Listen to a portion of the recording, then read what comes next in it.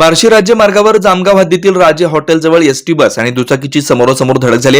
या अपघातात दुचाकीवरील दोघे जागीच ठार झालेत। हा अपघात दिनांक 2 फेब्रुवारी रोजी दुपारी 1:30 वाजण्याच्या सुमारास घडलाय। दत्ता सोमनाथ गुजर वय 30 व सलीम जब्बार शेख वय 29 दोघे राहणार रामेश्वर भूम जिल्हा धाराशिव असा अपघातात मृत झालेल्या तरुणांची नाव आहेत। घटनेची माहिती मिळताच बार्शी तालुका पोलीस स्टेशनचे पोलीस सहाय्यक निरीक्षक जगदाळे, उपनिरीक्षक Janardan Shirsat, police head constable Rupesh Shelar, Rahul Bondar, Barshi शहरचे कर्मचारी, पोलीस अधिकारी अपघातस्थळी दाखल झाले होते।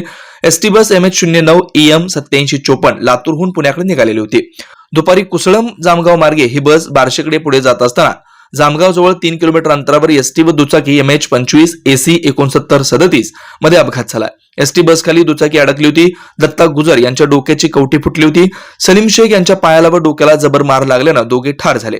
एसटीने मोटरसायकल 200 मीटर भरपळत नेली, ती एसटीच्या खालीच अडकलेली होती।